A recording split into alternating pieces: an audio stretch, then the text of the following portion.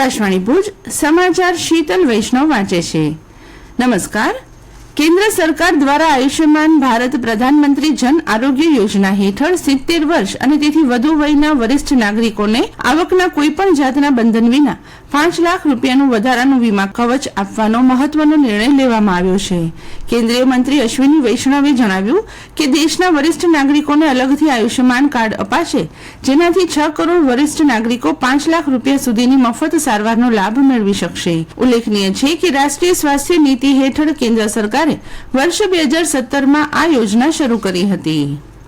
રાજ્ય સરકારે ભેદી તાવને કારણે કચ્છના અબડાસા અને લખપતમાં 11 લોકોના મોતની પુષ્ટિ કરી છે।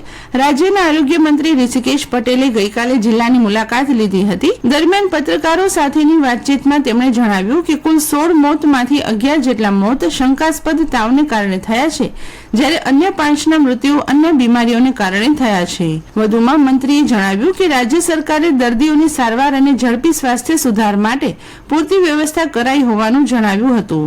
વધુમાં તેમણે કહ્યું કે અસરગ્રસ્ત વિસ્તારોમાં આરોગ્ય કર્મચારીઓની વિવિધ ટુકડીઓ ઘરે ઘરે જઈને સર્વેનું કામ કરી રહી છે, ત્યારે લોકોને સામાન્ય તાવને પણ ગંભીરતાથી લઈ સ્નાયુનો દુખાવો, શ્વાસ ચડવો જેવા લક્ષણો દેખાય તો ત્વરિત સારવાર લેવાની અપીલ કરી હતી। રાજ્યમાં સાયબર હેલ્પલાઇન નંબર 1930ના ઉત્કૃષ્ટ વ્યવસ્થાપન માટે ગુજરાત પોલીસને રાષ્ટ્રીય કક્ષાએ વિશેષ સન્માન મળ્યું છે। કેન્દ્રીય ગૃહમંત્રી અમિત શાહે રાજ્ય પોલીસ વડા વિકાસ સહાયને નવી દિલ્હી ખાતે આ માટેનો પુરસ્કાર એનાયત કર્યો હતો। રાજ્ય સાયબર સેલના પોલીસ અધિક્ષક ધર્મેન્દ્ર શર્માએ જણાવ્યું કે રાજ્યમાં 1 જાન્યુઆરી 2024 થી 10 સપ્ટેમ્બર 2024 સુધીમાં સાયબર ગુનાઓ સંબંધિત કુલ 93,066 ફરિયાદ દાખલ થઈ છે, જેની સામે ગુજરાત પોલીસે ત્વરિત પગલાં લઈ છેતરપિંડીમાં ગયેલી રકમ પૈકીની 209 કરોડથી વધુની રકમ ફ્રીઝ કરવામાં સફળતા મેળવી છે।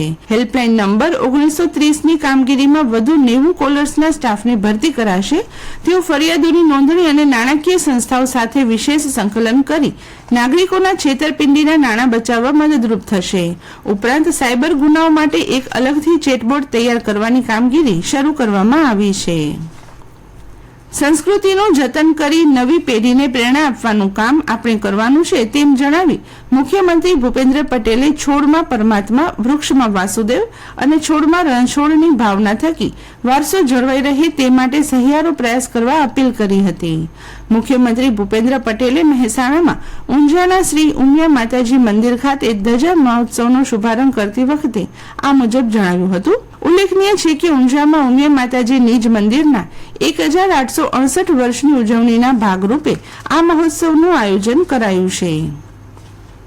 વાણિજ્ય અને ઉદ્યોગ મંત્રી પિયુષ ગોયલે ગઈકાલે નવી દિલ્હીમાં ભારતીય ઉદ્યોગ સાહસિકો માટે સરળ આંતરરાષ્ટ્રીય વેપારને પ્રોત્સાહન આપવા માટે ટ્રેડ કનેક્ટ પ્લેટફોર્મ લોન્ચ કર્યું હતું। આ ઓનલાઈન પ્લેટફોર્મ નિયમનો, નિયંત્રણો, મુક્ત વેપાર સંધિ, કાર્યક્રમો, ભાગીદારી, જકાત, વેરો છૂટ તેમજ વિદેશી ખરીદારો વિશેની માહિતી માટેનું માધ્યમ બનશે।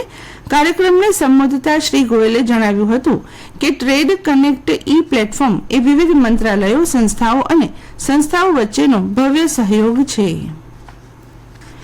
યાત્રાધામ અંબાજીમાં આજથી ભાદરવી પૂનમ મહામેળાનો પ્રારંભ થશે। 18મી સપ્ટેમ્બર સુધી યોજાનારા આ મેળા માટે ગુજરાત પવિત્ર યાત્રાધામ વિકાસ બોર્ડ, શ્રી આરાસુરી અંબાજી દેવસ્થાન ટ્રસ્ટ અને બનાસકાંઠા જિલ્લા વહીવટીતંત્ર યાત્રાળુઓની સુવિધા માટે સજ્જ છે। રાજ્યની સાથે કચ્છમાં અત્યાર સુધી 127% જેટલો વરસાદ વરસી ચૂક્યો છે, જેના કારણે બંદરીય શહેર માંડવી 310% સાથે રાજ્યમાં બીજા ક્રમે છે, તો દેવભૂમિ દ્વારકા 390% સરેરાશ વરસાદ સાથે રાજ્યમાં મોખરાના સ્થાને છે। આગામી 14 સપ્ટેમ્બરના રોજ રાજ્યભરમાં રાષ્ટ્રીય લોક અદાલતનું આયોજન કરાયું છે। આ લોક અદાલતમાં લઘુત્તમ બેંકને લગતા દાવા, વાહનને લગતા દાવા, લગ્ન જીવનની તકરારને લગતા દાવા, મજૂર તકરારને લગતા દાવા, જમીન સંપાદનને લગતા કેસ, પાણી તેમજ વીજળીને લગતા કેસ, મહેસૂલી દાવા તથા દીવાની તકરારને લગતા દાવા સમાધાન માટે મૂકી શકાશે। અને આ સાથે આજનું સમાચાર બુલેટિન પૂરું થયું। નમસ્કાર।